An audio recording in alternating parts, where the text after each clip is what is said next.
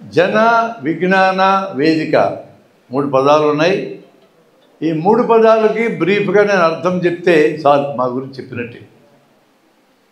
వేదిక అనే పదానికి అర్థంతో మనం మొదలెడదాం. ఒక మనిషికి సమస్య వస్తే దాన్ని పరిష్కరించుకోవడానికి తనే ప్రయత్నం చేస్తాడు. ఇది మానవ సహజమైన విషయం. నాకు చెవి నొప్పి వచ్చిందనుకోండి, చెవిలో నీళ్ళు పోస్తా, తగ్గదు. నూనె పోస్తా, తగ్గదు. కోడికి తెచ్చి గెలుకుతా, తగ్గదు. అప్పుడు నేను ముక్కు గొంతు చెవి డాక్టర్ దగ్గరికి వెళ్తాను. ఎప్పుడు వెళ్ళి ఆయన దగ్గరికి నా ప్రయత్నాలన్నీ చేసిన తర్వాత ఇక అలివి కాదనుకుంటే పోయా. ప్రతి మనిషి ఇట్లే ఉంటాడు. ఏదైనా రోగం వస్తే ఇంట్లో ముసలమ్మ ఉంటుంది, ఆమె పెద్ద వైద్యురాలు, ఆమె స్టార్ట్ చేస్తుంది నీ మీద వైద్యం. అలా చేసి చేసి చేసి అలివి కాకపోతే డాక్టర్ దగ్గరికి వస్తారు. చాలాసార్లు మా దగ్గరికి ఖచ్చితంగా చచ్చిపోతారు అనుకున్నప్పుడు వస్తారు. మేము అప్పుడు ఏం చేయలేము. ఎప్పుడు చచ్చిపోతో చెప్తాం, అంతవరకు చేయగలం. అంటే సొంత వైద్యం చేసుకుంటారు, అలవాటు. ప్రతి మనిషి కూడా సమస్యలు ఎదురైతే, సమస్యలు ఎన్ని రకాల జీవితాలు ఉంటాయంటారు. వ్యక్తిగతమైన జీవితంలో సమస్యలు ఉంటాయి, ఫ్యామిలీ జీవితంలో సమస్యలు ఉంటాయి, సోషల్ జీవితంలో సమస్యలు ఉంటాయి, వృత్తి జీవితంలో సమస్యలు ఉంటాయి, ఉద్యమ జీవితాలు ఉంటాయి. ఉద్యమాలు అంటే జనానికి ఏదో మేలు చేద్దాం తపన, అందులో కూడా సమస్యలు ఉంటాయి. ఈ అన్ని రకాల జీవితాలలో ఎదురయ్యే సమస్యల్ని వాళ్ళంతటాలే పరిష్కరించుకోవడానికి ట్రై చేసి సాధ్యం కాకపోతే ఇతరుల సహాయానికి వెళ్తారో. ఇది హ్యూమన్ బిహేవియర్లో ఉన్న కామనెస్ట్ థింగ్. అట్లా ఉంటుంది మనిషి ప్రవర్తన. కానీ ఈరోజు మన దేశాన్ని వేధిస్తున్న సమస్యలు, మీ అందరూ విద్యార్థులు ఈరోజున రేపు చదువు పూర్తయిన తర్వాత ఉపాధి కావాలి, పని. మీరు చాలామంది పని కాదు ఉద్యోగాలు కావాలని కోరుకుంటారు. నేను తప్పులేదు అందులో. మీ అందరికీ ఉద్యోగాలు ఇచ్చే శక్తి దేశానికి లేదు. అందరికీ ఉద్యోగాలు ఇవ్వడం కూడా తప్పు. ఇస్తే మేము కట్టిన పన్నులన్నీ మీకే సరిపోతాయి. ఇప్పటికే కట్టే పన్నుల్లో 40 వంతులు మీకే, ఇంకా 60 వంతులు మాకు మిగిలినవి. అందరికీ ఉద్యోగాలు ఇస్తే అయిపోయింది. ఇక అవసరం లేదు. అయితే అందరికీ ఉపాధి ఉండాలి.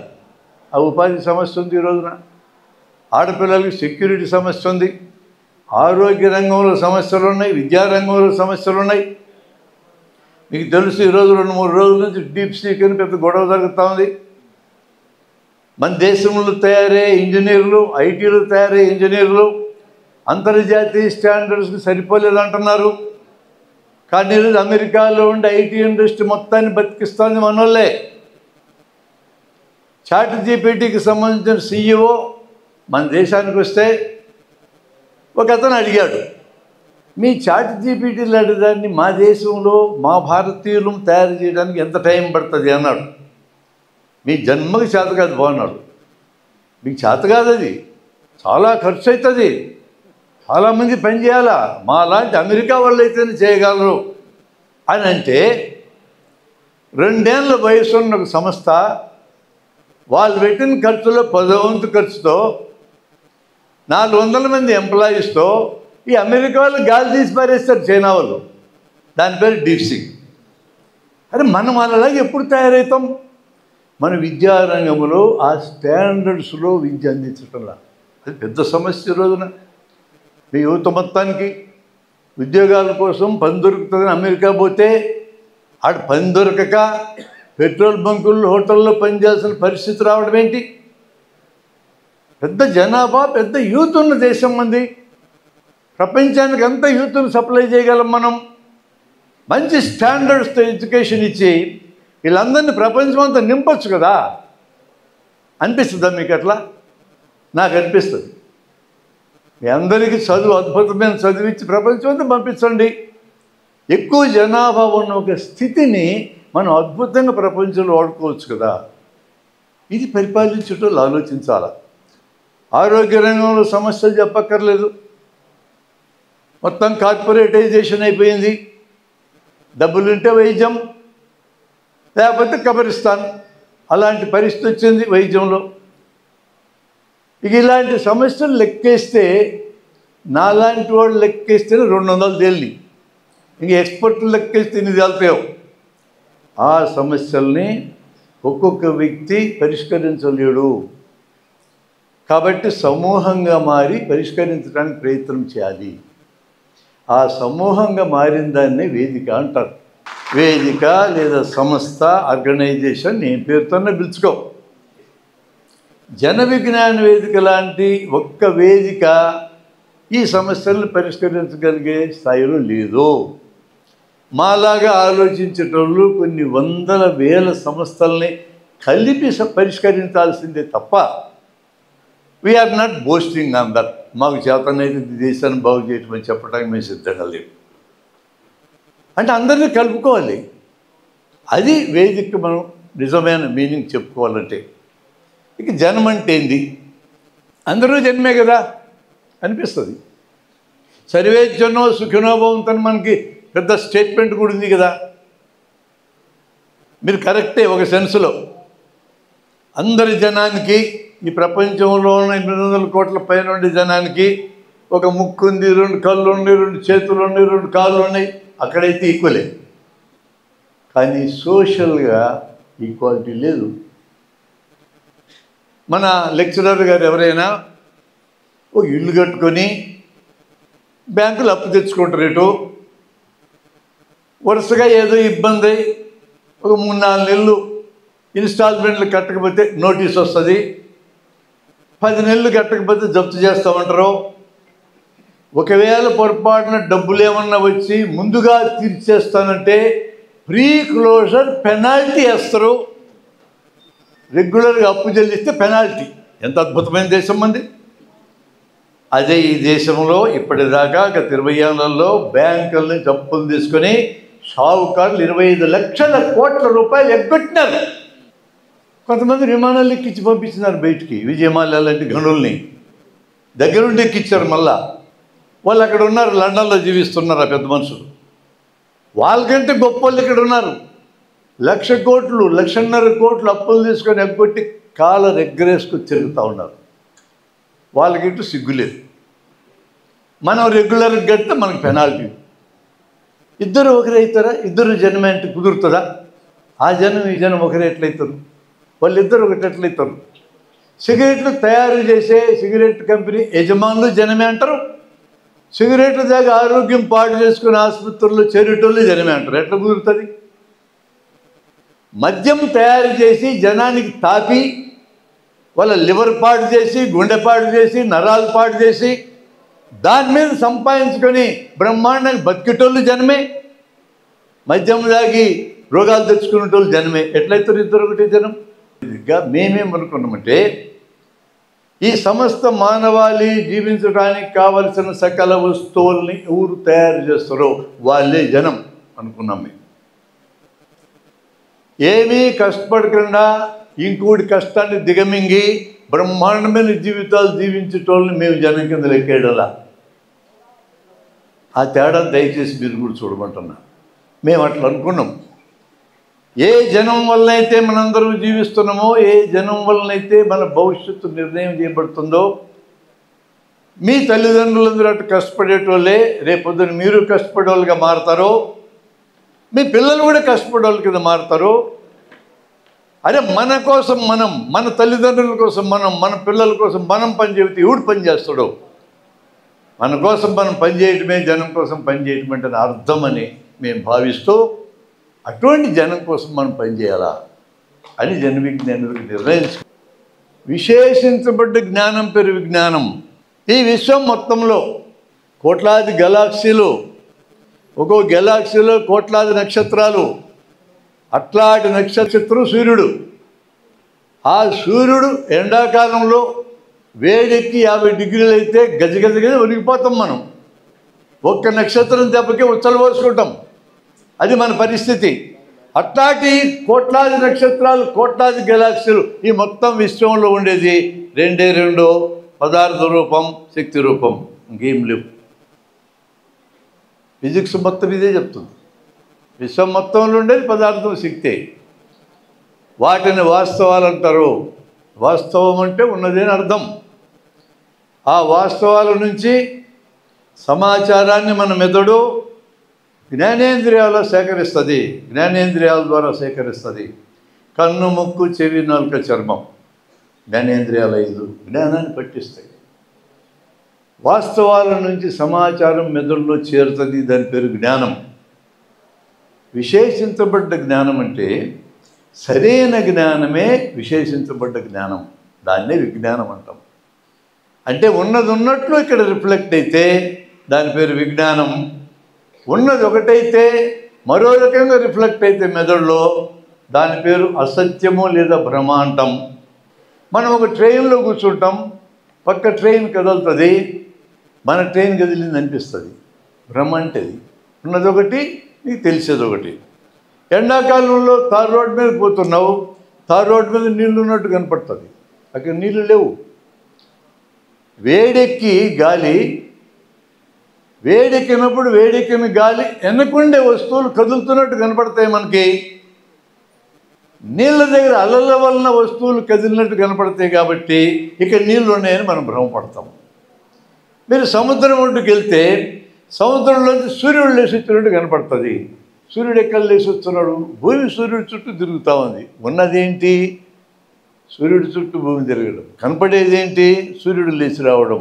అట్లాంటి భ్రమలు మన జీవితంలో కొన్ని వందలు వేలు ఉంటాయి. మనము ఏ రకమైన జ్ఞానాన్ని సంపాదించాలా? సరైన జ్ఞానాన్ని సంపాదించాలా, తప్పు జ్ఞానాన్ని సంపాదించకూడదు. తప్పు జ్ఞానానికి మరో పేరు భ్రమ, మరో పేరు అసత్యం. సరైన జ్ఞానానికి ఇంకో పేరు సత్యం లేదా ఒప్పు జ్ఞానం. మన ఒప్పు జ్ఞానాన్ని స్వీకరిస్తే మన జీవితాలు బాగుపడతాయి. మానవ జాతి 3 లక్షల ఏళ్ల క్రితం మొరాకోలో, ఆఫ్రికాలోని మొరాకోలో ఈరోజు మనం చూస్తున్న హోమోసెపియాన్స్ అనబడే మన ముత్తవ్వ అక్కడ ఉంది.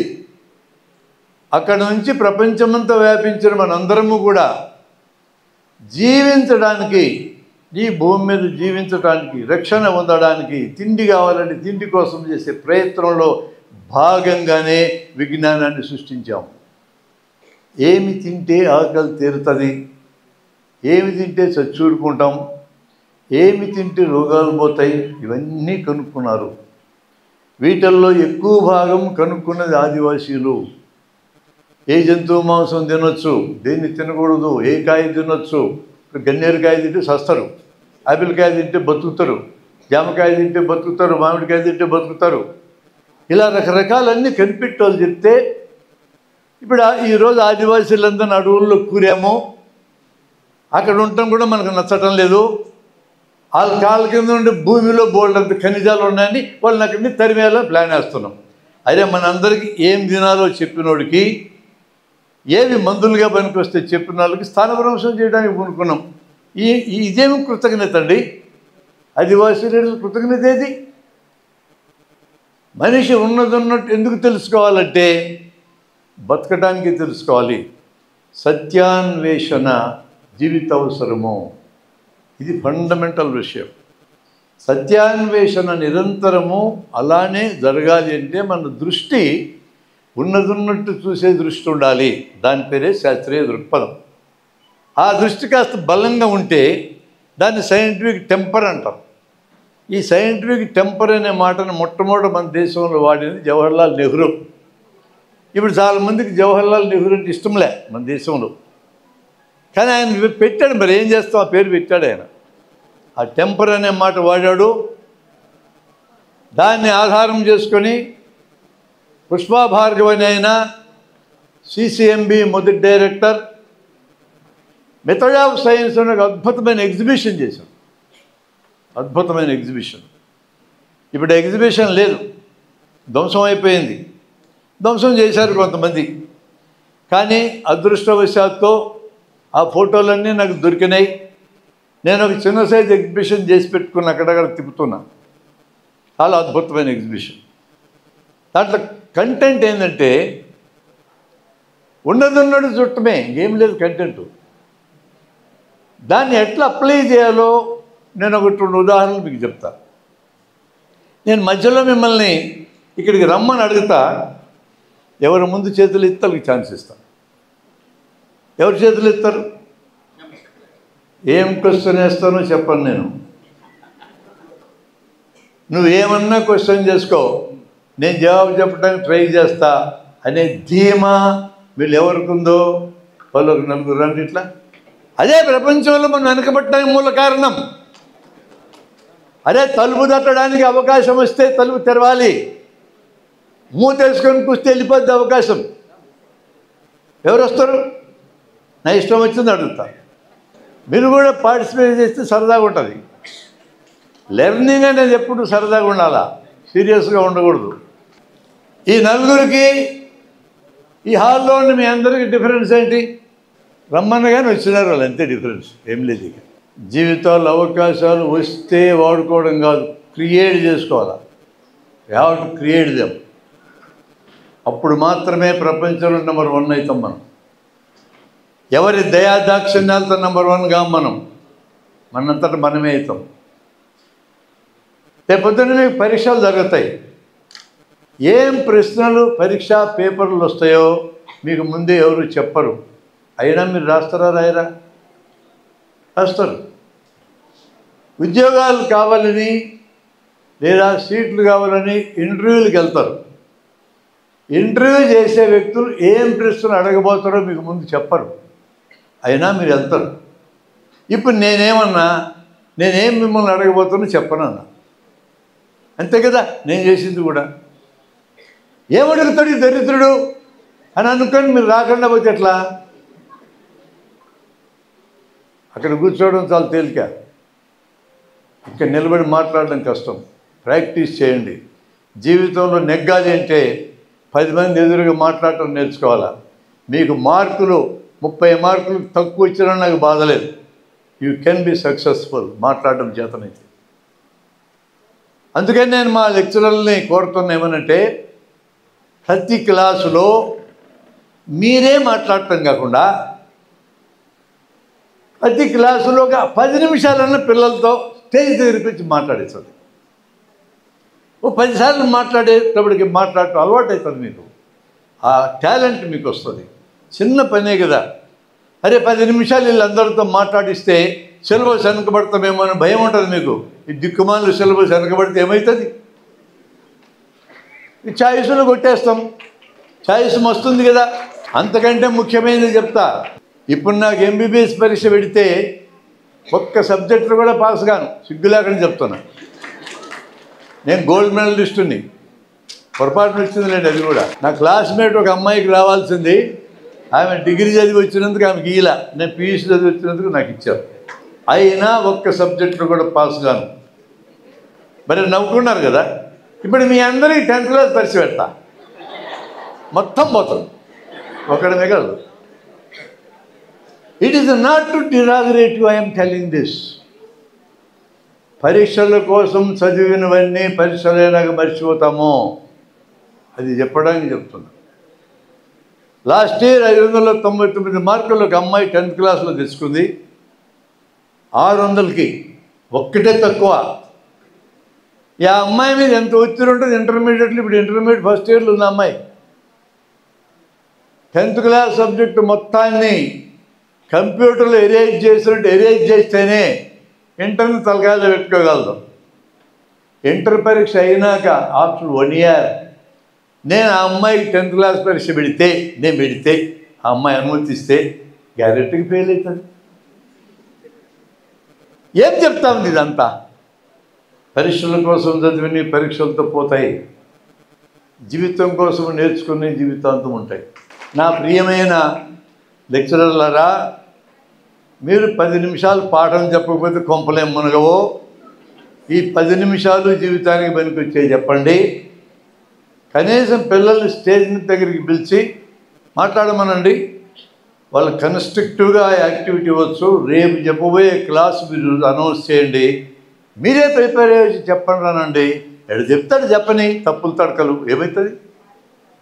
ప్రవీణ్ కుమార్ అని తెలంగాణ రాష్ట్రంలో ఈ వెల్ఫేర్ కాలేజీలకు కొన్నిటికి నాయకత్వం వహించాడు. ఉమ్మడి రాష్ట్రంలో కూడా చేశాడు. ఆయన గుర్తుందా మీ పేరు? ఐపీఎస్ ప్రవీణ్ కుమార్.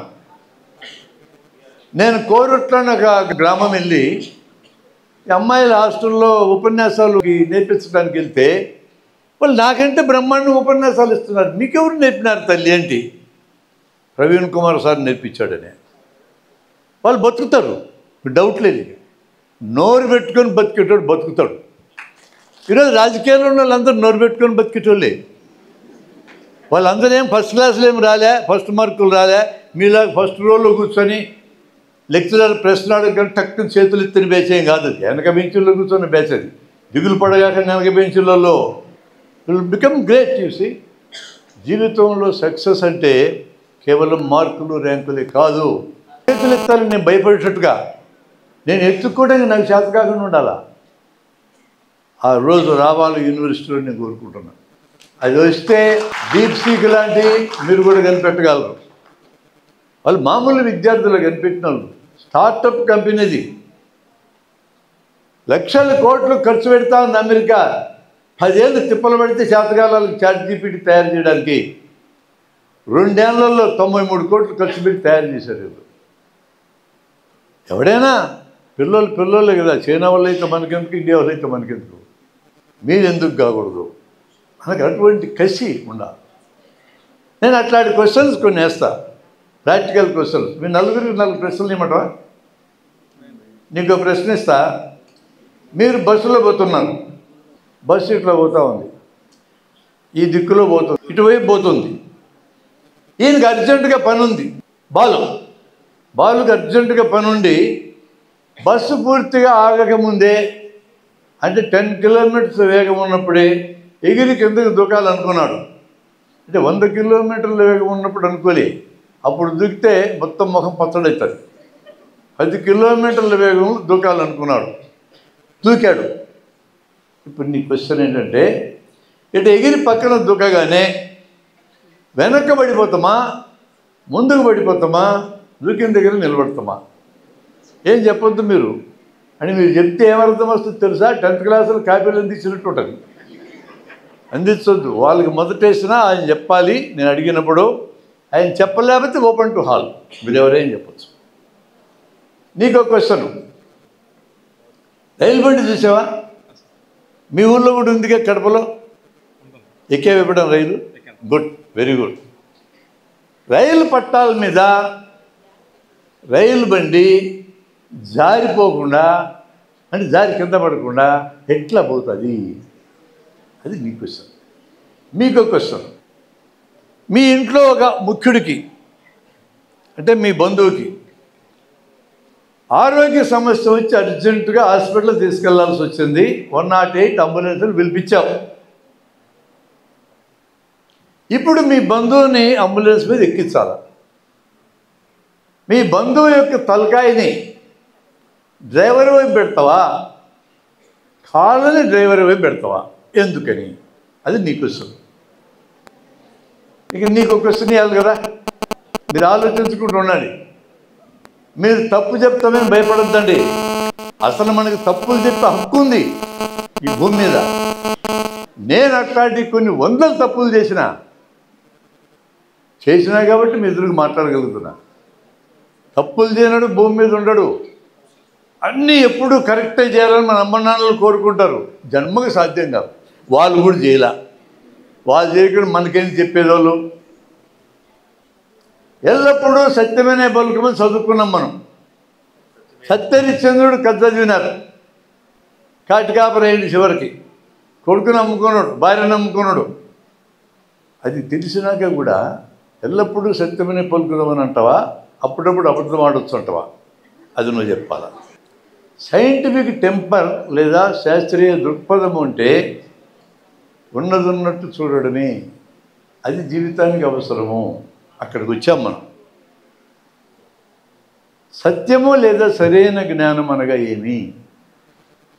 నిప్పులో చేయి పెట్టినాం, ఏమవుతుంది? కాలుతుంది. కరెక్టేనా? మీకు ఎట్లా తెలుసు కాలుద్దని? నేను చేయి పెట్టినా, కాలిందంతే. ఈ ప్రశ్నను ఒక తల్లి ఎట్లా డీల్ చేస్తుందో తెలుసా? 3 ఏళ్ళ పిల్ల తల్లి పక్కన ఆడుకుంటుంది. ఆమె వంట వండుతూ ఉంది. మంట, దాని మీద కుండ. ఏందమ్మా ఇది అని అడుగుతుంది. మంట అంటుంది. మంట అంటే ఏంది అని చిన్నపిట్ట కదా ఏమైనా అడుగుతుంది. మంట అంటే కాలుతుంది అంటుంది. అని కాల్చడం అంటే ఏంది ఇంకా చెప్పదు. చేయి తీసుకొని ఇట్లా పెడుతుంది నిప్పు దగ్గర, చురుక్కు అంటుంది, అమ్మ అని లాగేసుకుంటుంది. అది కాల్చడం. కాలడం అంటే ఏందో నేర్పించే మెథడ్ ఏంది? నిప్పు దగ్గర ఏలు పెట్టాలి.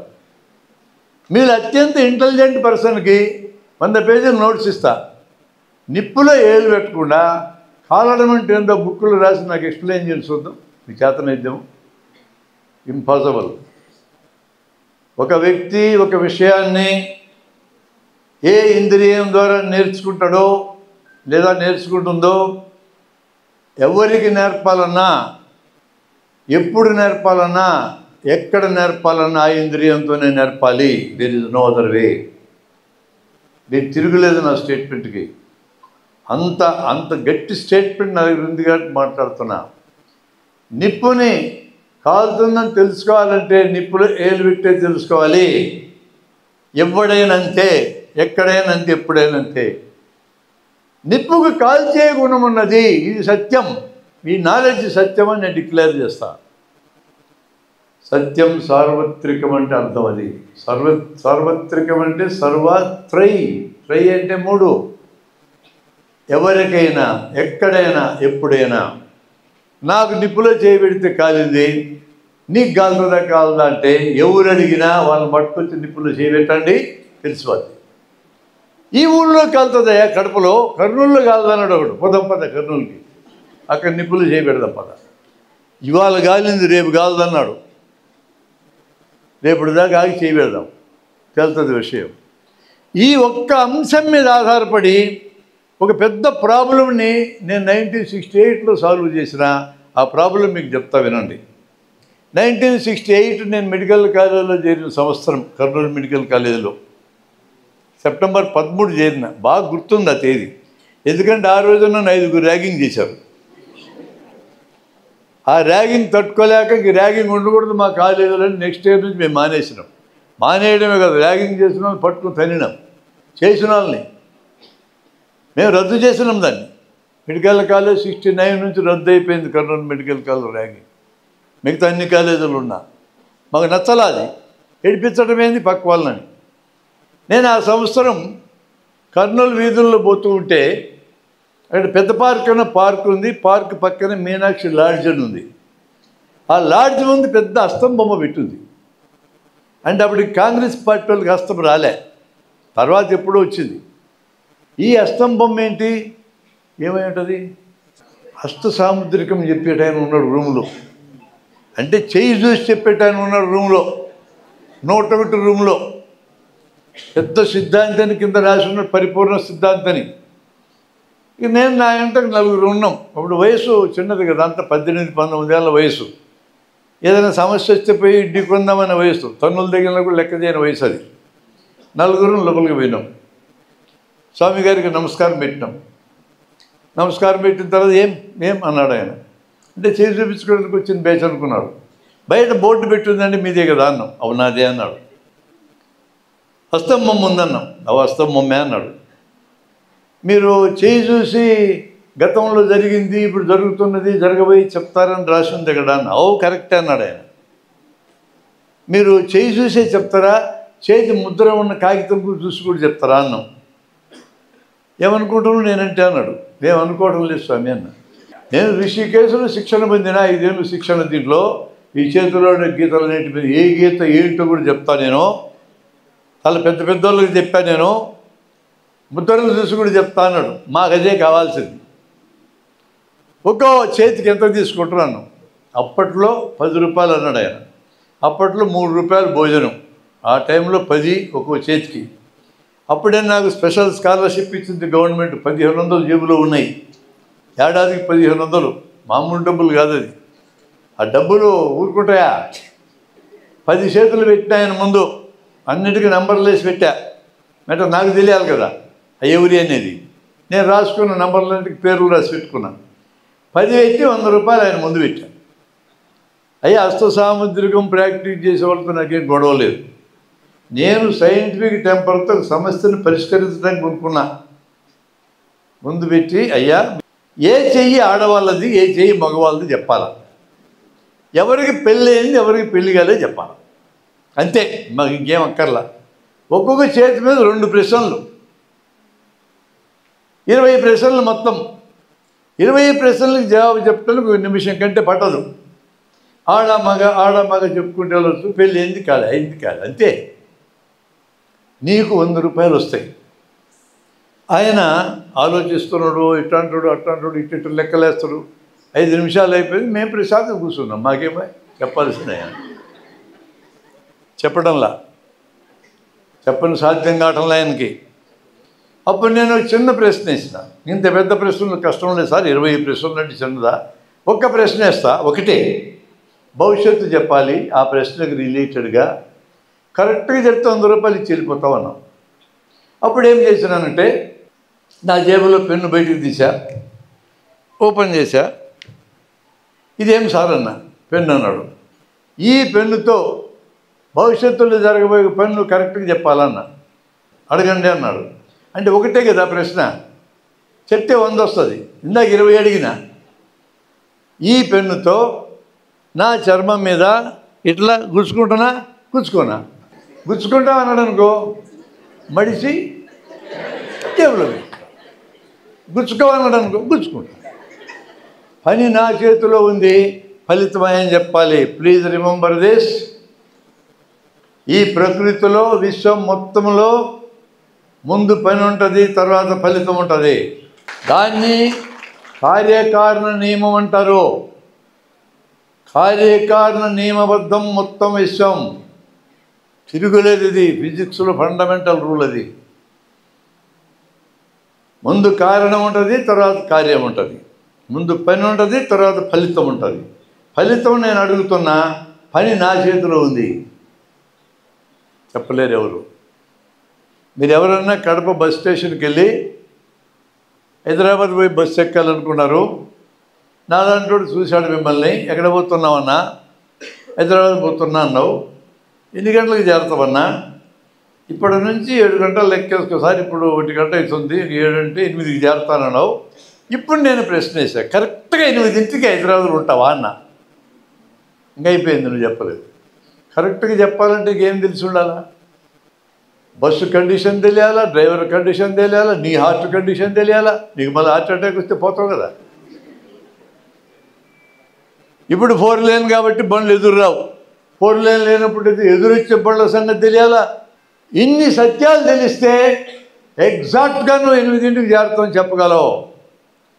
ఎస్, దాన్ని ఈరోజు ప్రపంచం వాడుకుంటుంది.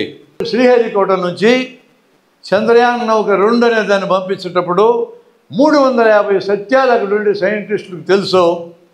ప్రతి సత్యం మీద గ్రిప్ ఉంది.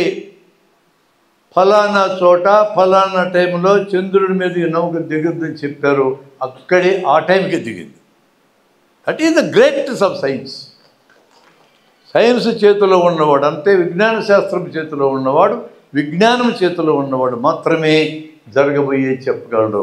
అప్పుడు నేనేమన్నానంటే, ఆ పెద్ద ఆయన్ని, అయ్యా మీరు పెన్ను గుచ్చుకునేది కూడా చెప్పలేరు, మీరే కాదు, ఇప్పుడు నేను ఛాలెంజ్ చేస్తున్నా, ఈ ప్రపంచంలో 850 కోట్ల మంది ఎవడు కూడా దీనికి కరెక్ట్గా ఆన్సర్ చెప్పలేడు. నేను అప్పుడు ఏమన్నానంటే, నువ్వు చెప్పలేకపోయినావు, రేపు ఏం జరుగుతుందో నేను ఇప్పుడు కాగితం మీద రాస్తా. రేపు 10 గంటల 10 నిమిషాలకి హోటల్ దగ్గర ఏం జరుగుతుంది ఇప్పుడు రాస్తా, సీల్ చేస్తా, మేనేజర్ దగ్గర పెడదాం. ఆ అల్మరాకి నువ్వు ఒక తాళం నేను ఒక తాళం వేసుకుందాం. రేపు 10 గంటల 10 నిమిషాలకు చూద్దాం. నేను చెప్పగలను భవిష్యత్తు అన్న. కాగితం మీద రాశాను, సీల్ చేసా, లోపల పెట్టా మేనేజర్ దగ్గర. ఇద్దరం చెరువు తాళం వేసుకున్నాం. 10 గంటలకల్లా నేను వచ్చాను, నా ఫ్రెండ్స్ అందరమై. సరిగ్గా 10 గంటల 10 నిమిషాలకి నా ఎంట వచ్చినటువంటి మా వెంకటరామరెడ్డి చేతులు నిప్పి పెట్టిన, చెయ్యి కాలింది, కింద పడేశాడు ఆయన. ఏమి రాసింది కాగితం తెరిచిన 10 గంటల 10 నిమిషాలకు వెంకటరామరెడ్డి చేతులు నిప్పు కనుక వెళితే కాలొద్దని ఇసిరేసి నేలకాయిస్తాడని రాసి. నేను చెప్పిన సైన్స్ చేతులు ఉండోడు చెప్పగలరు. మీ జీవితాలని, మీ కుటుంబ జీవితాలని, మీ సామాజిక జీవితాలని, మీ వృత్తి జీవితాలని, మీ ఉద్యమ జీవితాలని, దేన్నైనా సరే సైన్స్ ఆధారంగా మలుచుకోవాలా? ఓ భార్యాభర్తకు తగాదు వస్తే పరిష్కరించడానికి నన్ను పిలిచారు. అంటే ఈ దిక్కుమాల పనులు కూడా చేస్తుంటాను నేను. తీరా వెళ్ళి కూర్చుంటే నేను మామూలుగా వెళ్ళనట్టాడు పరిష్కారాలకి. ఎందుకంటే భార్యాభర్తల తగాదాల్లో తలదూరి చూడడానికి ఎదవ ఇంకొకరు లేడు. వాళ్ళిద్దరు ఏకమై ఈయన తిడతారు కాసేపు అయినాక. ఇక భార్య తరపు వాళ్ళు భర్త తరపు వాళ్ళు నా ఫ్రెండ్సే పిలిచినారు. వాళ్ళు కూర్చోబెట్టుకొని ఏంది మీ ప్రాబ్లం అన్న. కాశ్మీర్లో 370 ఆర్టికల్ని అమిత్ షా గారు రద్దు చేయడం కరెక్ట్ అని భర్త అంటున్నాడు, తప్పని భార్య అంటుంది. ఇది మాకు తేలలేదన్నారు. ఊరిని మీకు ఎప్పుడు చెప్పినాడే మోడీ సాబు ఈ సమస్య మిమ్మల్ని పరిష్కరించమని అని అడిగినాను నేను. మాకు ఆయన చెప్పలేదులే, మేమే ఇట్లా అనుకుంటున్నామని. మీ వ్యక్తిగత జీవితంలో ప్రాబ్లమ్స్ ఏమైనా ఉంటే చెప్పండి అన్న. ఏమి లేవన్నారు. వెళ్ళిపోయాను నేను. ఇంకా వాళ్ళు పిలిచింది ఒక పర్పస్కి 370 చెప్పాలంట. నాకు ఇదే పని. అందుకని ఎంటర్ కాకూడదు అటల్లో. అందుకని మా దగ్గర అద్భుతమైన సబ్జెక్టులోనే మీకు పనికొచ్చేవి. జీవితంలో భాగస్వామిని ఎంపిక చేసుకోవడం ఎలా, అది చెప్పకూడదా? ఇదెందుకు సైంటిఫిక్ టెంపర్ చెప్తున్నా అనిపిస్తుంది మీకు ఇప్పుడు. ఈసారి వచ్చి చెప్తా. అది జీవిత భాగస్వామిని ఎంపిక చేసుకున్న తర్వాత భార్య భర్త లేదా సహజీవనం చేసేటోళ్ళు తగాదాలు లేకుండా కలిసి బతకడం ఎలా, రెండో సబ్జెక్ట్ ఉంది మా దగ్గర. ఒకవేళ తగాదాలు వచ్చి పరిష్కరించుకోలేకపోతే స్మూత్గా విడిపోవడం ఎలా, అది కూడా మా దగ్గర ఉంది. మేము సీనియర్స్ చాలా దెబ్బలు తిన్నాం, చాలా తప్పులు చేసినాం, కింద మీద పడ్డాం. మేము చేసినని మీరెందుకు చేయాలా? ఇంకదే కదా నేర్పించడం అంటే. అందుకే నేర్పించే అర్హత నాకు వస్తుంది. నీకు ఇచ్చిన క్వశ్చన్ చెప్పి నువ్వు ఆన్సర్ చెప్పు. దూకాలి. అవును సార్. దూకినావు. అదే బస్ స్టాండ్ దగ్గర ఒక పర్సన్ అలాగే బస్ స్పీడ్ లో వెళ్తుంది. మరి ఎంత స్పీడ్ తెలియదు కానీ అదే టైంలో అబ్బాయి అర్జెంట్ దిగాలి. అబ్బాయి బస్ నుండి దూకేసాడు సార్. రైట్. జస్ట్ అబ్బాయి వెంటనే వెనక్కి అలా పడిపోయాడు. ఎటు పడ్డాడు? వెనక్కి పడిపోయాడు సార్. వెనక్కి పడిపోయాడు. అది నీ అనుభవం. సార్ చూసాను సార్. నువ్వు చూసావు కానీ చెప్తున్నాడు. వెళ్ళి agree with this or not. Agree చేసావు చేయొద్దు సార్. ఆయన చెప్పిన అనుభవం కరెక్ట్ అనేవాళ్ళు లేలే. అక్కడే నిలబడతారనే వాళ్ళు ఎవరు? ముందుకు పడతామనే వాళ్ళు ఎవరు? రైట్. కూర్చోబాలు. Thank you sir. నీవు చెప్పడానికి ప్రయత్నం చేసినందుకు నీకు అభినందనలు. ఫస్ట్ నాకు కావాల్సింది జవాబు చెప్పడానికి ప్రయత్నం చేసేటోళ్ళే. తప్పు చెప్పేటోళ్ళతో నాకు లెక్కలేదు. తప్పు చెప్తే నేర్చుకుంటాం అంతే. ఏమవుతుంది? ఏం కాదు. ఈ సమస్యకి కరెక్ట్ పరిష్కారం 400 ఏళ్ళ నాడు సైంటిస్ట్ చెప్పాడు. ఆయన పేరు సర్ ఐజాక్ న్యూటన్. బస్సులో మీరు పోతున్నప్పుడు బస్సు వేగం మీ శరీరానికి వస్తుంది. మీ బాడీ మొత్తం ఆ వేగంతో ప్రయాణం చేస్తూ ఉంటుంది. అందుకనే 100 కిలోమీటర్ల వేగంతో బస్సు బయట దూకితే పచ్చడవుతావు. ఒకరెవరు 10 కిలోమీటర్లకు తగ్గిన తర్వాతనే దూకుతారు. దూకితే దూకగానే కాళ్ళు నేల మీద ఆంతాయి. కాళ్ళ యొక్క వేగం 0 అవుతుంది. బాడీ యొక్క వేగం 10 కిలోమీటర్స్ అట్టే ఉంటుంది. Towards which direction? Bus by డైరెక్షన్లో. కాబట్టి ముందుకు పడతారు. మీరు కావాలంటే ట్రై చేయండి. అది వెనక్కి ఎందుకు పడ్డాడు అక్కడ అంటే బస్సు యొక్క వేగంతో పోల్చుకొని చూసినప్పుడు వెనక్కి పడ్డట్టు అనిపించింది, కానీ యాక్చువల్గా అతను పడబోయేది ముందుకే. అందుకే మీరు గమనించండి, ట్రైన్స్ ప్లాట్ఫామ్ మీద ఆగకముందే టీ కిటిల్ సంకలు తగిలించుకొని ఒక అతను దూకుతాడు. ట్రైన్ పోయే వైపు గబగబ పరిగెత్తాడు అతను. ఎందుకని? అక్కడే నిలబడితే ముందుకు పడిపోతాడు. అదొక ఎవిడెన్స్. రెండోది, హైదరాబాద్ సిటీలో సిటీ బస్సు ఎక్కాలంటే బస్సు వేగం తగ్గిపోయినప్పుడు గబగబ పరిగెత్తెక్కుతాం. నిలబడి అట్టే పట్టుకోవచ్చు కదా. పట్టుకుంటే నీ చేతి వేగం బస్సు వేగం అవుతుంది, కాలి వేగం 0 అవుతుంది, ఈడ్చుకొని పోతావు. అది కరెక్ట్ ఆన్సర్. అంటే నేను ఈ క్వశ్చన్ ఎందుకు వేసినానంటే, న్యూటన్ గురించి మీ క్లాసులో చెప్పే టీచరు ఇట్లాంటి కథలు చెప్పాలి. కథ అద్భుతం, అందరికి ఇష్టం. కథ రూపంలో చెప్తే గుర్తుంటుంది. ఇప్పుడు నువ్వు ట్రై చేయొచ్చు, ఏం ఇబ్బంది లేదు. 10 కిలోమీటర్స్ వేగంతో దెబ్బలు తగలవు. 10 కిలోమీటర్స్ వేగంతో బస్సు పెట్టి దూకితే కాళ్ళు ఆగిపోతాయి. అక్కడే మనిషి ముందుకు తూలి పెడతాడు. ఆయన అనుభవాన్ని నేను తప్పటంలా, ఆ అనుభవం రావడానికి కారణం వేరే, కానీ న్యూటోనియన్ థియరీ ప్రకారం ముందుకు పడతారు. నీ పేరు చెప్పి నీ క్వశ్చన్ చెప్పి నువ్వు ఆన్సర్ చెప్పడానికి ట్రై చేయి. చక్రం చక్రం ఒక సైడ్ కొంచెం పెద్దగా అంచు ఉంటుంది, లోపల పక్క ఉంటుందా అంచు, ఎల్పల పక్క ఉంటుందా, రెండు పక్కలు ఉంటుందా? లోపల పక్క బయట పక్క ఉంటుంది. బయట పక్క. నిన్ను బోల్తా కొట్టించడానికి అడుగుతుంటా నేను ఇట్లా. బయట సైడ్ ఉంటుంది. చక్రానికి అంచు బయట ఉంటుందా లోపల ఉంటుందా రెండు పక్కలు ఉంటుందా అన్న. ఈయన బయట పక్క అన్నాడు. ఒప్పుకుంటారా మీరు? చక్రానికి అంచు లోపల ఉంటుందా వెలుపల ఉంటుందా? చక్రం యొక్క వెలుపల లోపల. మళ్ళీ ఆలోచించుకో. అది నేను అందుకే కదా నేను బురిడి కొట్టిస్తున్నా. నేను జీవితాంతం బురిడి కొట్టించాను. నీ చుట్టూ ఉంటారు. లోపల వైపు అంచు ఉంటుంది. Correct answer. 7 కారణాలు చెప్పాలి నువ్వు. పట్టాలకి మధ్య డిస్టెన్స్ వేరీ కాకుండా ఫిక్స్ అయి ఉంటుంది. చక్రానికి మధ్య డిస్టెన్స్ మారకుండా వెల్డింగ్ చేసి ఉంటారు. డిస్టెన్స్ పట్టాల మధ్య డిస్టెన్స్ మారదు, చక్రాల మధ్య డిస్టెన్స్ మారదు, చక్రానికి లోపల అంచు ఉంటుంది కాబట్టి జారి పడిపోదు. ఈ 3 ప్రధానమైన కారణాలు. గ్రావిటీ పనిచేస్తుంది, ఫ్రిక్షన్ పనిచేస్తుంది, ఆ యూనివర్సల్ అవి. ఆ గ్రావెల్ ఉంటుంది, 4 సెంటీమీటర్ల సైజు గ్రావెల్ అంటే రాళ్ళు. ఆ పైన నడిచినందువలన బండి బాగా ఫిక్స్ అయ్యి పట్టాలు అటు ఇటు కదలవిక.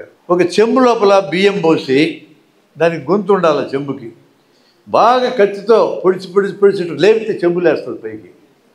అంటే అలా పొడిచినందువలన బియ్యం మధ్యలో ఉన్న స్పేస్ అంతా తగ్గి టైట్గా పట్టుకుంటే అవి సరిగ్గా ఫినామినా ఈ బెలాస్ట్ దగ్గర జరుగుతుంది. ఆ రాళ్ళన్నీ సర్దుకొని పట్టాలు టైట్గా పట్టుకూడదు. నేనేమనుకున్నానంటే ఒకప్పుడు లోపలికి చీరలు బిగించారేం భూమి లోపలికి అనుకున్నాను. చీర వెళ్ళి చూస్తే చీరలు ఏం లేవు అక్కడ. ఒక అడుగు మందం పోసి ఉంటారు గుల్కలో ఇరుక్కొని ఉన్నాయి పట్టాలు కథలో పక్కకి. తలకాయ డ్రైవర్ పక్క పెట్టాలనా, కాళ్ళు డ్రైవర్ పక్క పెట్టాలనా? నీ మనసులో ఎగ్జాక్ట్గా ఏముంది చెప్పు. తలకాయ ముందు పెడితే డ్రైవర్ పక్కన గౌరవం ఇచ్చినట్టు ఫీల్ అవుతామా? కాళ్ళు పెడితే అవమానించినట్టు ఫీల్ అవుతామా? అట్లాంటిదేమైనా ఉందా మనసులో? కాళ్ళు పెట్టాలని వాళ్ళు ఉన్నారు ఎవరైనా? డ్రైవర్ వైపు కాళ్ళు పెట్టాలి లేరు, తలకాయ పెట్టాలి ఎంతమంది? మిగతా వాళ్ళందరూ ఏంది?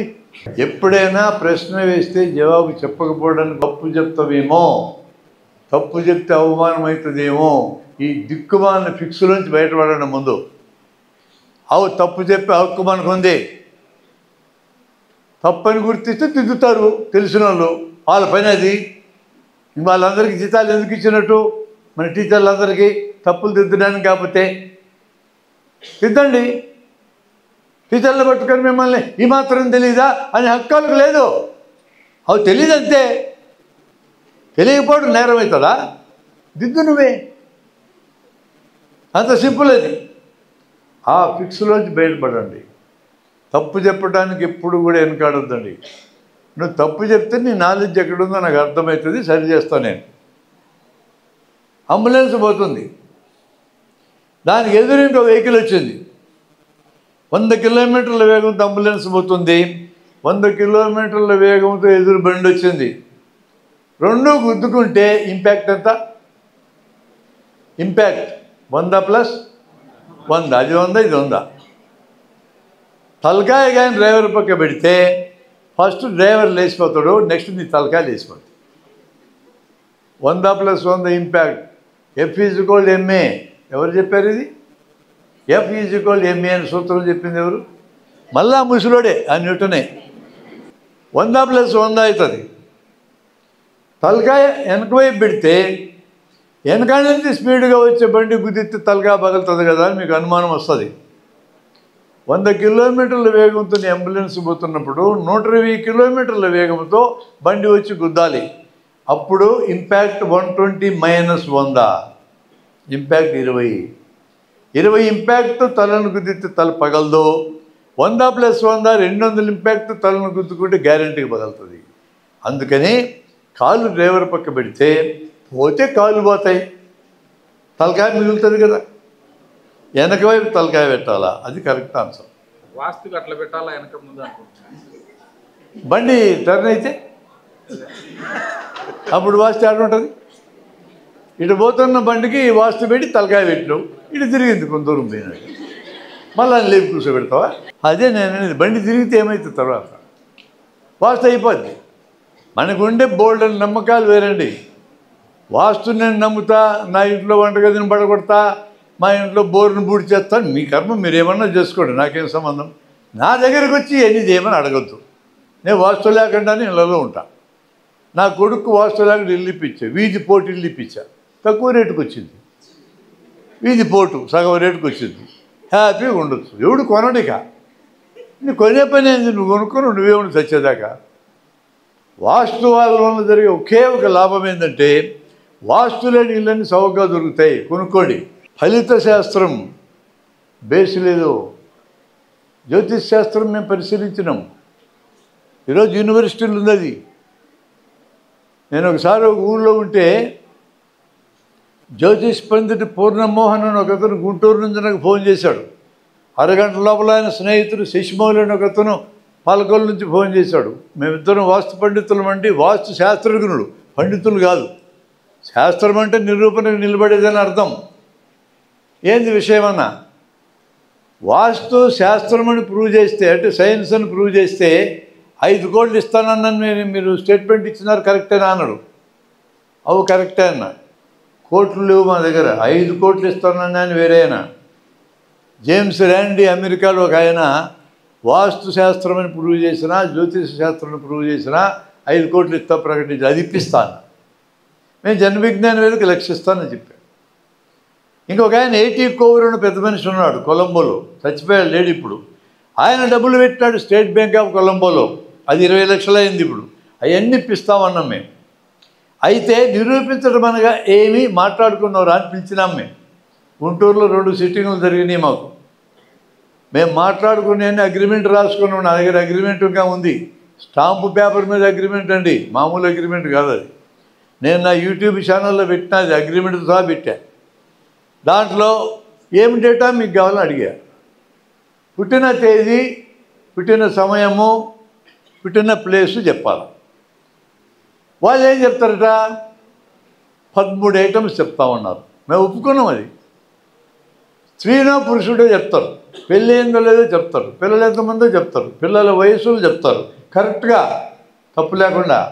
ఆడపిల్ల మగ పిల్లలు చెప్తారు, జీవితంలో యాక్సిడెంట్లు అయినాయా అయితే ఏంటి చెప్తారు, డేట్తో సహా. ఆస్తి ఉందా లేదో చెప్తారు, కారు ఉందా లేదో చెప్తారు. మేము అడిగాం, చచ్చిపోయినారు లేదు కూడా చెప్పని అడిగాం. చచ్చిపోయారు లేదా అని, అది చెప్పమన్నారు వాళ్ళు.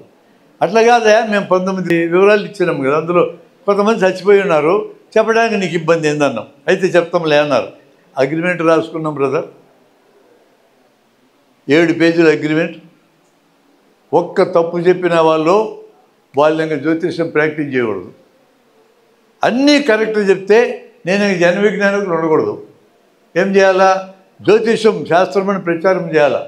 అప్పుడు మురళీ మనోహర్ జోషి గారు పెట్టించినారు దాన్ని యూనివర్సిటీల్లో.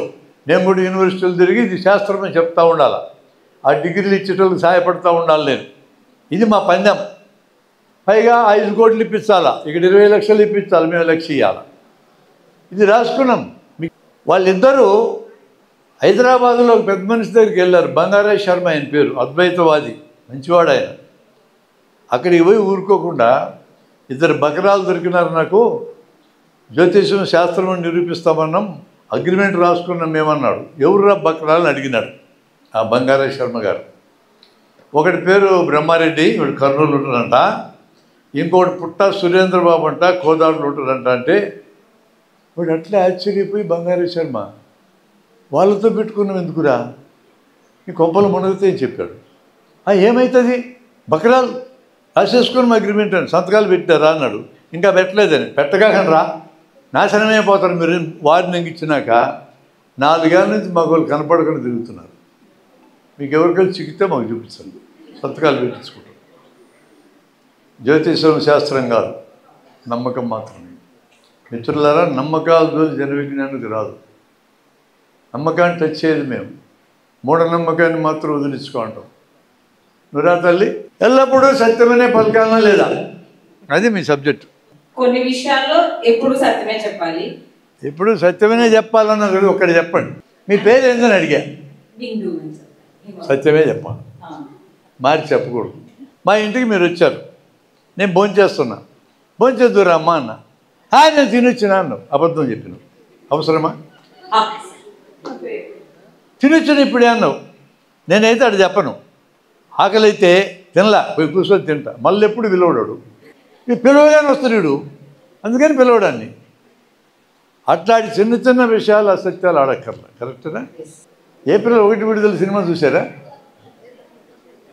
ఒక అమ్మాయిని ఒక అబ్బాయి ప్రేమించాడు, రాజేంద్ర ప్రసాద్. 1 నెల నువ్వు అబద్ధాలు ఆడుకుని ఉంటే నీ ప్రేమను అంగీకరిస్తానంటది అమ్మాయి. ఓసుకు నెలే కదా అంటున్నాడు. ఇక ఆ రోజు నుంచి వాడి జీవితం మొదలవుతుంది. ఇక అన్ని సత్యాలు మాట్లాడడం ఎంత ప్రమాదమో ఎంత కష్టమో. ఒక నల్లగా ఒక అతను పోతుంటే తుమ్మముద్దులాగా నా కొడుకు అనుకున్నారు. వాడు ఎదురొచ్చి ఏమనుకుంటున్నాను అన్నాడు. అబద్ధం చెప్పకూడదు. తుమ్మముద్దులాగా ఉన్నావు నా కొడుకు అని చెప్పాలి. చెప్తే వాడు ఉతుకుతాడు. ఏం లేదులే అంటే ఆ అమ్మాయి ప్రేమించదు. ఏం చేయాలి వాడిగా? అంత కష్టాలు వచ్చినాయి వాడికి, సినిమా అంత కష్టాలు అది. అన్ని చోట్ల సత్యాలు చెప్పక్కర్లా. అందుకనే మన ఫిలాసఫీలు, ఇండియన్ ఫిలాసఫీలు ఏమున్నదంటే, అప్రియమైన సత్యము కంటే ప్రియమైన అసత్యం మాట్లాడటం కూడా తప్పు లేదన్నారు. అంటే మేము వాడతాం దాని వైద్యంలో. అరే నీకు క్యాన్సరే, నీ 4 నెలల కంటే బతకవు అని చెప్పగలం మేము. వాడు ఇప్పుడే చేస్తాడు, అనుమానం ఉంటే చెప్పకూడదు. ఇప్పుడు నాకు అట్లా రోగం వచ్చిందనుకో, 1 నెల లోపల చచ్చే రోగం, నా డాక్టర్ నాకు చెప్పాలని కోరుకుంటా. నాకు అసత్యం చెప్పడం కోరుకోను నేను. ఎందుకని? సావడం గ్యారంటీ. 1 నెల టైం ఉంది. ఈ 1 నెల లోపల అర్జెంటుగా ఏమైనా పనులు ఉంటే ముగించుకొని సరదాగా నాకు ఇష్టమైన పాటలు కూడా చస్తా. అట్టు కాకుండా రేపు చచ్చేటట్టు డివాలు వచ్చి నువ్వు రేపు చేస్తావంటే నాకు భలే చిరాకు వస్తుంది అది. కాబట్టి ఆలోచించుకోవాలి మనం. కాబట్టి ఆన్సర్ ఏంటంటమ్మా, చిన్న విషయాల్లో మనకి పెద్ద సమస్య లేని విషయాలు మనం అసత్యాలు ఆడక్కర్లేదు. కానీ నిజంగా మనకి సత్యం చెప్తే ప్రమాదం అయితే సత్యం చెప్పకూడదు. ఒక అమ్మాయి పరిగెత్తుకుంటూ వచ్చింది, నువ్వు ఉన్నావు ఇక్కడ, ఇటు పక్క పోయి దాక్కుంది, వెనకనే రౌడీ వచ్చాడు. ఒక అమ్మాయి ఇటు వచ్చింది, పరిగెత్తుకొని వచ్చి ఇటు పోయిందని అడిగాడు. సత్యం చెప్పకూడదు, ఇటు పోయిందని చెప్పాలి. చస్తాడు తిరుక్కొని ఈ అమ్మాయిని తప్పించవచ్చు. ఇక్కడ అసత్యం చెప్పాలా లేదా? నీకు ప్రమాదకరమైన జబ్బు ఉంది, చచ్చిపోతావు అని చెప్తే ఇప్పుడే చచ్చేటోడైతే నేను చెప్పం. ఉన్నదన్నాడు చెప్పు sir, I can receive it అని అంటే కూర్చోబెట్టి ప్రసాదం చెప్తాం. That is the choice of yours. ఎప్పుడు చెప్పాలి, ఎప్పుడు చెప్పకూడదు. సత్యం అనగానేమి సత్యమేమి, ధర్మం అనగానేమి ధర్మమేమి, మనిషి జ్ఞానం ఎట్లా వస్తుంది, సరైన జ్ఞానం ఎట్లా వస్తుంది, దాన్ని మనం మానిటర్ చేసుకునే విధానం ఏంటి, మనిషి జ్ఞానం వచ్చే 3 మార్గాలు ఏంటి, శాస్త్రీయ పద్ధతిలో 5 స్టెప్స్ ఉన్నాయి. ఈ విషయాలని పూర్తి పాఠం నేర్చుకోవాలనుకునేటోళ్ళు లిమిటెడ్ నెంబర్కి అయితే నేను చెప్పగలం. పూర్తి స్థాయిలో ఇంత పెద్ద టీంకి చెప్పాలంటే 3 గంటలు పడుతుంది. 3 గంటలు మిమ్మల్ని కదలలేకుండా కూర్చోబెట్టగలం, కానీ అందరికీ సబ్జెక్ట్ ఎక్కిందని మేము చూసుకోలేము. ఇలాంటి విలువైన సబ్జెక్ట్ ఖచ్చితంగా తలకి ఎక్కాలి. కాబట్టి పరిమితమైన నెంబర్ వాళ్ళకి మేము నేర్పించగలం. మీకు అనిపించవచ్చు రాజకీయాలంతా వేస్ట్ మాట్లాడటమని. మేము రాజకీయాలు కూడా మాట్లాడతాం. మేము రాజకీయాల్లో దిగం, జన విజ్ఞాన వేదిక రాజకీయాల్లో దిగదు, కానీ మేము రాజకీయ విశ్లేషణలు చేస్తూ ఉంటాం. అప్పుడు తిరుపతి లడ్డు కలిసి అయిందని పెద్ద గొడవ జరిగింది తెలుసా? 1 నెల. మేము అప్పుడు ఒక వీడియో పెట్టాం. ఆ వీడియోలు తప్పుంటే మీరు చెప్పండి. అవునా రాజకీయ నాయకులు మీకేం పని తిరుపతి లడ్డు కల్తీ గురించి? కల్తీ అయిందో లేదో చెప్పాల్సిన ల్యాబొరేటరీలు కదా, వాళ్ళకి చెప్తే అయిపోతుంది కదా. మీరు ఎందుకు ఊరికే నెలంతా గోల్గోలు చేస్తారో అది పెట్టినాం మేము. ఎవరి సబ్జెక్టు కల్తీ అయిందో లేదో తెలిసేది ల్యాబ్ తేల్చాలి. ల్యాబ్కి చెప్తే అయిపోతుంది కదా. మీరు ఎందుకు ఊరికి అరుచుకుంటారు? మా టైం అంతా వృధా చేస్తారు మీరు. పెట్టడం కరెక్టా తప్ప? మనం చెప్పకపోతే ఎవరు చెప్తారు వాళ్ళకి? మనమే ఎన్నిక చేసి పంపినాము కదా. ఇదివరకు ఆనందయ మందు అని వచ్చింది, మీకు గుర్తుందా? కరోనా టైంలో ఆనందయ మందు కంట్లో ఇస్తే కరోనా తగ్గిపోద్దని ఒక స్టేట్మెంట్ ఇచ్చారు. మేము అప్పుడు కూడా ఇట్టే మాట్లాడాం. ఆనందయ మందు పని చేస్తాను కొంతమంది, పని చేయని కొంతమంది బీభత్సంగా వాట్సాప్లో మాట్లాడుకుంటూ ఉంటే మేము పెట్టినాం వీడియో. మీకెందుకు ఈ గొడవ అంతా? ఆనందితో ఆయన ఒక మామూలు వ్యక్తి, ఆయన మందు తీసుకొద్దాం, నెల్లూరు హాస్పిటల్లో 400 మందికి ఆక్సిజన్ తక్కువే అడ్మిట్ చేశారు. ఓ 200 మంది క్రిటికల్గా ఉన్నారు, వాళ్ళు వదిలేద్దాం. 200 మంది క్రిటికల్గా లేరు. వీళ్ళందరికీ బేస్ లెవెల్ ఆక్సిజన్ ఎంత ఉందో లెక్కేద్దాం. సగం మందికి ఆనందం మంది కంట్రోల్ చేద్దాం, మిగతా సగం మందికి ఆక్సిజన్ పెడదాం. ఎవరికి ఎంత పెరిగింది ఆక్సిజన్ చూస్తే అయిపోద్ది కదా అన్నాం. That is called design of experiment. Science బతికేది ఎక్స్పెరిమెంట్ ద్వారా. ఎక్స్పెరిమెంట్ డిజైన్ చేయడం మనకి చేతనవ్వాలి. చేతనైతే ఎట్టాడి క్రిటికల్ ప్రాబ్లమ్స్ మీ దగ్గరికి వచ్చినా యూ కెన్ సాల్వ్ దెమ్. నాలాంటి వాళ్ళని ఎందుకు ఇట్లాంటి జ్ఞానం అందించడానికి ప్రయత్నం చేస్తున్నాం. నేను 68లో మెడికల్ కాలేజ్ చేరానని చెప్పాను. 1970కే నాకు అర్థమైన విషయం మీకు నేను మనవి చేస్తున్నా. మా కుటుంబం నా మీద 10,000 ఖర్చు పెట్టింది. 6.5 ఏళ్ళు మా కోర్సు ఆ రోజుల్లో. ప్రభుత్వం నా మీద ఒక్కొక్క డాక్టర్ మీద ₹1,00,000 ఖర్చు పెట్టింది. గవర్నమెంట్ ఖర్చు పెట్టింది ఎంత? 1 lakh. మా కుటుంబం పెట్టింది ఎంత? 10,000. ఎన్ని రెట్లు ఎక్కువ పెట్టింది గవర్నమెంట్? మరి 10 times నేను గవర్నమెంట్కి బాధ్యతగా ఉండాలి కదా. గవర్నమెంట్కి బాధ్యత అంటే అర్థమైంది. గవర్నమెంట్కి డబ్బులు ఎక్కడి? మీరందరూ పన్నులు కట్టి తెచ్చినాయి. కాబట్టి ప్రజల ఎడల మా బాధ్యత నా కుటుంబం కంటే 10 times ఉండాలన్నప్పుడు అప్పుడు నిర్ణయించుకున్నాం మేము. 10 times. ఈరోజు ఒక డాక్టర్ తయారు కావాలి, ₹1 కోటి ఖర్చు అవుతుంది గవర్నమెంట్కి అంటే ప్రభుత్వం ఆ డబ్బులంతా ఖర్చు మీకోసం పెడుతుంది. జనం దగ్గర వసూలు చేసి, పన్ను కట్టే వాళ్ళ దగ్గర వసూలు చేసి. అనిపిస్తుంది మీకు నా దగ్గర ఎవరు పన్ను తీసుకున్నారని. మీరు ఆడుకునే చొక్కాలు, మీరు ఆడుకునే చీరలు, తలకు పూసే నూనె, మా సార్ పెట్టుకున్న బొట్టు, ఆయన పెట్టుకున్న కళ్ళజోడు, ఆయన వాచి, ఎవ్రీథింగ్ మీరు పన్నులు కడుతున్నారు. ఈ పన్నుల నుంచి ఆ కలెక్ట్ చేసిన డబ్బుల నుంచి మమ్మల్ని చదివిస్తున్నారు. రోగం వచ్చిన వాళ్ళు ఆసుపత్రుల్లో పడుకుంటే బాగైతుందని ఆశతో మా దగ్గరికి వస్తారు. వాళ్ళు పడుకో, వాడు పొట్టలు నొక్కుతాం, 10 మంది తెల్ల చొక్కాలు వేసుకొని స్టెత్తులు భుజాన్ని వేసుకొని పోతాం. అంతా నొక్కినాక లేచిపోతూ ఉంటాం. ఏం సార్ మందులు ఇవ్వరా అంటాడు అతను.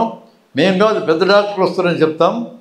ఈ లోపల పోతూ పోతూ ఇంకో బ్యాచ్కి చెప్తాం, మేము ఫలానా వార్డ్ నెంబర్ 4లో 10 నెంబర్ బెడ్ బ్రహ్మాండమైన కేసు ఉంది పో అంటాం.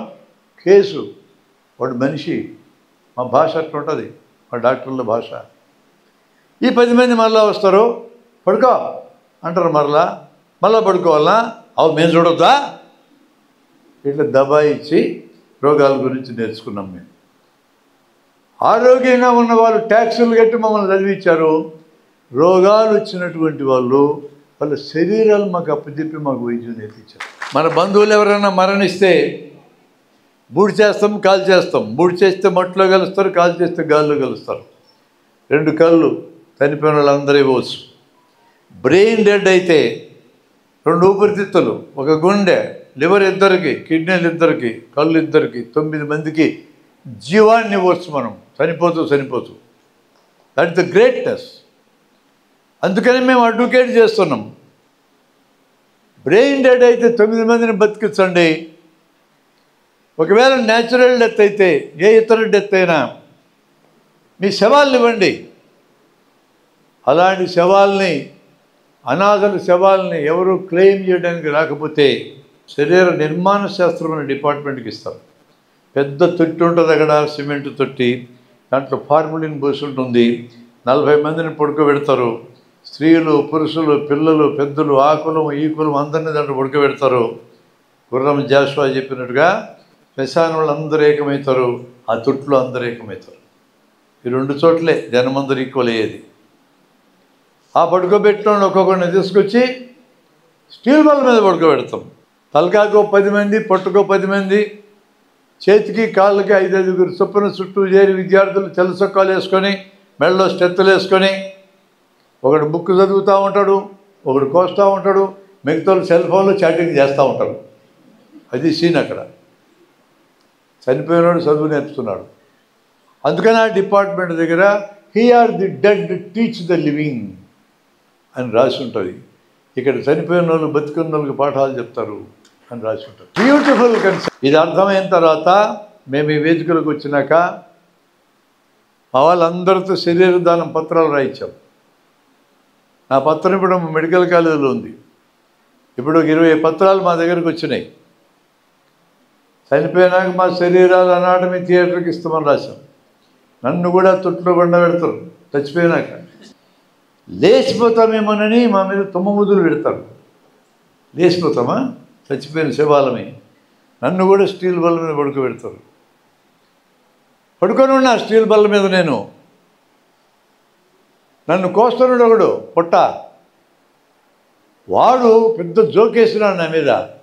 అంటే చుట్టూ ఆడపిల్లలు ఉంటే జోకులై బుద్ధి అవుతుంది మగపిల్లలకి. వీళ్ళు నవ్వితోడు ఆనందం. ఇంకంతే, చిన్న కోరిక కదా, ఆనంద పన్నీళ్ళే. ఈడి పొట్టు ఇంతలా ఉంది ఇందిరా అన్నాను నన్నోడు. అందరూ పగలబడి నవ్వినారు. నాకు కోపం వచ్చింది, లేచి కూర్చున్నా. ఎస్, ఆ ఫీలింగ్ నన్ను సావు అంటే భయం లేకుండా మారుస్తుంది. సావు అంటే ఎవరికైనా భయమే. నేను చనిపోయినాక చదువు చెప్తా. మా కార్యకర్త కృష్ణకిషోర్ అని సంవత్సరమైంది మరణించి, పిన్నమనే సిద్ధార్థకి ఆయన బాడీని ఇచ్చినాం మేము. Still the body was there. ఆయన చదువు చెప్తాం. మనం చనిపోయినా కూడా చదువు చెప్పగలం అనే ఫీలింగ్, మార్వలస్ ఫీలింగ్ అన్న అభిప్రాయం. Why I should work for others అంటే ది ఆన్సర్ ఈజ్ అదర్స్ వల్లనే మనం బతుకుతున్నాం కాబట్టి మనం ఇతరుల కోసం పనిచేయాలా.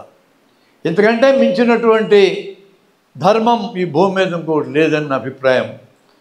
ఆ ధర్మంలో నీ జ్ఞానాన్ని ఇతరులకు ఇవ్వటమే సర్వోత్కృష్టమైన ధర్మం. నువ్వు ఈజీగా చేయగలవు, నీకు ప్రయోజనం ఉంది. నువ్వు ఇతరులకు చదువు చెప్తే నీకు ప్రయోజనం ఉంది, వాళ్ళకి ప్రయోజనం ఉంది. Simple activity you can do. మీ అందరికీ నేను చివరిగా చెప్పగలిగే message, give your service to others. Different forms are there. నీకు వచ్చిన చదువు ఇతరులకు నేర్పుదట. మీరు ఏదో ఒక వయసులో నిర్ణయించుకుని నా శరీరాన్ని మెడికల్ కాలేజ్కి ఇస్తాను నిర్ణయించండి. గ్రహణాలకి, గర్భిణీ స్త్రీలకి వంకరలు రావడం, బిడ్డలకు వంకరలు రావడానికి సంబంధం లేదు. గ్రహణాలు అంటే నీడలవి. సూర్యగ్రహణం, చంద్రగ్రహణం నీడలవి.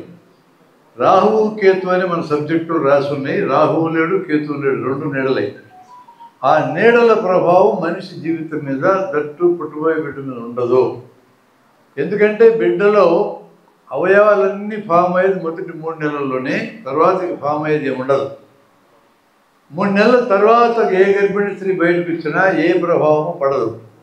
ఎక్స్రేలైనా మందులైనా ఏవైనా కూడా ప్రభావం ఉండదు. మొదటి 3 నెలల్లో ఎక్స్రేలు తీసుకోవద్దు, మందులు తీసుకోవద్దు. ఎందుకంటే ముఖ్యమైన జెనెటిక్గా వచ్చే దాంట్లో దగ్గర సంబంధాలు పెళ్లి చేసుకుంటే బిడ్డలకి అంగవైకల్యాలు పుట్టుకతో రావచ్చు. ఈ మూటిని అవాయిడ్ చేయమంటారు. మొదటి 3 నెలల్లోనైనా గర్భిణీ స్త్రీ బయటికి పోతే పడుతుందా దాని మీద ప్రభావం అంటే, గ్రహణాల సమయంలో మామూలుగా వచ్చే కిరణాలు కూడా తగ్గిపోతాయి. ఒకవేళ మామూలుగా వచ్చే కిరణాల్లో, సూర్యుడి కిరణాల్లో కాస్మిక్ కిరణాలు కొన్ని ఉంటాయి. వాటి వలన మొదటి 3 నెలల్లో ఇబ్బంది అవుతుంది గర్భిణీకి అనుకోవచ్చు. కానీ మీ ఓజోన్ పొర మొత్తం ఫిల్టర్ చేసేస్తాయి, కానీ కిందకు కూడా రావు. అందువలన ఫర్ ఆల్ ప్రాక్టికల్ పర్పజెస్ గర్భిణీ స్త్రీ యొక్క బిడ్డ మీద గ్రహణాల ప్రభావము ఉండదు. అది కరెక్ట్ ఆన్సర్. అయితే మనం పందెం కట్టకూడదు. గర్భిణీ టైంలో బయట వచ్చి నా కోడల్ని, నా కూతుర్ని తిప్పినా చూడు గర్భిణీ అమ్మాయి అని పందెం కట్టకూడదు. ఎందుకంటే ఇతర కారణాలతో ఏమైనా పుట్టబోయే బిడ్డకి అవకరం వస్తే నువ్వు గర్భిణీ టైంలో బయట తిప్పినవు కాబట్టి వచ్చిందని అవతల మాట్లాడతారు. కాబట్టి ఆ ఛాన్స్ ఇవ్వకూడదు. కాబట్టి అలాంటి పందెం కట్టకూడదు. పందెం కట్టినారు మా వాళ్ళు కొంతమంది, నేను చెప్తాను కట్టొద్దు అట్లా అని. అది సరైనది కాదు. ఎందుకంటే బిడ్డలకి అంగవైకల్యాలు పుట్టుకతో రావడానికి కారణాలు చాలా ఉన్నాయి. వాటిలో ఏ కారణం తెచ్చిందో నీకు తెలియనప్పుడు గ్రహణాలతో రావని ప్రూవ్ చేయడానికి నువ్వు గర్భిణీ స్త్రీని బయటకు తీసుకొచ్చి పందెం కడతాను అనకూడదు. దేవుడి గురించి చెప్పమంటున్నావు అంతేనా? దేవుడి గురించి నా కామెంట్ అడుగుతున్నావు. I have got no comment అని కాదు. మా జన విజ్ఞాన వేదికకి దేవుడితో సంబంధం లేదు, సైన్స్కి కూడా సంబంధం లేదు. ఎందుకంటే ఈరోజు సైన్స్ ద్వారా వచ్చిన ఫలితాలను మనందరం వాడుకుంటున్నాం. సైన్స్ దేవుడు 2 ఒకటే అంటున్నాడు ఆయన. 2 ఒకటే అయితే కాదు, 2 వేరు వేరు. సైన్స్ కొన్ని కోట్లాది పేజీలు ఈరోజు ఉంది. ఒక్క పేజీలో, ఒక్క లైన్లో కూడా దేవుడు అనే మాట, కులం అనే మాట, మతం అనే మాట, భాష, ప్రాంతం రాయదు. అంత పెద్ద సైన్స్కే దేవుడు అనే సబ్జెక్ట్ అవసరం లేనప్పుడు నేను కోటికిసుగా కొట్టంగాని నాకేం అవసరం? మా జన విజ్ఞాన వేదికకి దేవుడికి అవసరం లేదు. దేవుడు సర్వాంతర్యామి, విశ్వవ్యాపకుడు, సర్వజ్ఞుడు, సర్వశక్తి సంపన్నుడు. అటువంటి గొప్ప దేవునికి మనతో ఏం పని ఉంది? ఆయన పనులన్నీ ఆయన చేసుకోగలరు కదా. మనం ఎందుకు పుడింగిలాగా పోయినా గుడి కట్టిస్తానంటాం? మన బోడిగాలం ఎంత మనుషులు. దేవుడు అంత గొప్పడు, నువ్వు గుడి కట్టించేది ఏంది? నువ్వు నైవేద్యం పెట్టేది ఏంది? సర్వవ్యాపకుడు దేవుడు. గుళ్ళో ఉన్నాడు, విగ్రహంలో ఉన్నాడు, మెగ్నంలో ఉన్నాడు, నీలో ఉన్నాడు, నాలో ఉన్నాడు, గుడ్డల్లో ఉన్నాడు, గల్లజోల్లో ఉన్నాడు, మైకులో ఉన్నాడు. అన్ని చోట్ల ఉంటే దళితుల్ని గుళ్ళోకి ఎందుకు రానియరు? దళితుల్లో దేవుడు ఉన్నాడు, గుళ్ళో దేవుడు ఉన్నాడు. దేవుడు జరిగిపోతే మీకేంటి ఇబ్బంది? స్త్రీలలో దేవుడు ఉన్నాడు, గుళ్ళో దేవుడు ఉన్నాడు. ఆ దేవుడు జరిగి ఈ దేవుడు పోతే మీకు ఇబ్బంది ఏంటి అనే క్వశ్చన్స్ వస్తాయి కదా. అందుకని నేను సింపుల్గా ఏం చెప్తున్నానంటే, దేవుడికి మనతో పని లేదు. మనం అనవసరంగా దేవుడికి ఈ పనులు ఆ పనులు చేస్తా అనుకుంటున్నాం తప్ప మనం పోజులు కొడుతున్నాం. మనకి దేవుడితో పని ఉంది అనే క్వశ్చన్ వచ్చింది నాకు. నేను మా ఆపరేషన్ ఏమన్నా దేవుడు చేసి పెడతారేమో చూసిన. ఒక్క ఆపరేషన్ కూడా దేవుడు చేసి పెట్టలా. నీ పరీక్షలో దేవుడు రాసి పెడతారా? నువ్వే చేసుకోవాలా? మీరు నుంచి బయట నడుచుకోవాలా? మీరే నడవాలా? దేవుడు ఏమన్నా నడిపిస్తారా? అంటే మనకు దేవుడితో పనిలే, దేవుడికి మనతో పనిలే. ఇంకెందుకు ఆ తగాదా పెట్టుకొని మనం తనుకోసావాలా? నేనైతే దేవుడి మీద తగాదా పెట్టుకుని రెడీగా లేదు. సైన్స్ అంటే జ్ఞానంలో భాగం, అది మెదడులో ఉంటుంది. దేవుడు విశ్వవ్యాపకుడు కదా, రెండు ఒకటి ఎట్లయితుంది? ఆ డెఫినేషన్ ఒప్పుకుంటే దేవుడు విశ్వవ్యాపకుడు, సర్వశక్తి సంపన్నుడు, సర్వజ్ఞుడు, సృష్టికర్త, ఈ 4 దేవుడికి డెఫినేషన్లు. అది నువ్వు ఒప్పుకుంటే నీ మెదడులో ఉన్న జ్ఞానంలో ఒక భాగం విజ్ఞానం, సైన్స్. ఇదే అది ఈక్వల్ అవ్వడానికి వీలు కాదు కదా.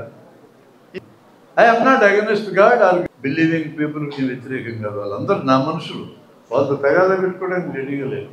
194 మంది దేశంలో ఏదో దేవుని నమ్ముతున్నారు, ఏదో మతాన్ని నమ్ముతున్నారు. వాళ్ళతో మనం ఎందుకు తగాదా పెట్టుకోవాలా? మనకేం పని? వాళ్ళందరూ నాకు కావాలా? ఈ దేశాన్ని మార్చాలంటే వాళ్ళందరూ సహకారం కావాలి. వాడి దగ్గరికి వెళ్ళి దేవుళ్ళు అడిగి చెప్పానంటే వాళ్ళందరూ పోతారు, నాకేం ప్రయోజనం? అందుకని జన విజ్ఞాన వేదిక డిస్కషన్లోకి ఎంటర్ కాదు.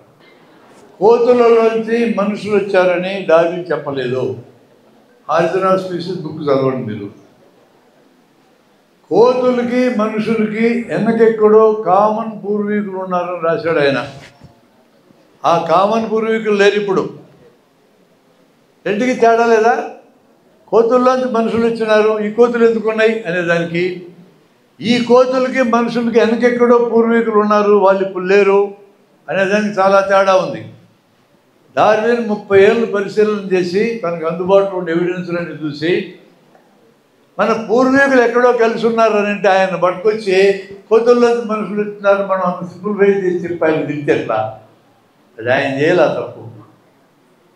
నిరూపణ అంటే అర్థం ఏంటంటే ఇప్పుడు ఇక్కడ నువ్వు చేయాల, అది నిరూపణ అంటే. నిప్పుకు కాల్చే గుణం ఉన్నదని స్టేట్మెంట్ నేను ఇచ్చాను అనుకో, నిరూపించగలవా అని మీరు అన్నారు. ఇప్పుడు ఇక్కడ నేను నిరూపించగలను. ఇప్పుడు నువ్వు నిప్పు తీసుకురా, నీ చేతిలో పెడతా, ఖాతాలే చూద్దాం, అది నిరూపణ అంటే. డార్విన్ చెప్పింది ఎప్పుడో కోట్లాది ఏళ్ళ క్రితం జరిగినట్టుని ఇప్పుడు ఇక్కడ చేసి చూపించబట్టి కుదరదు.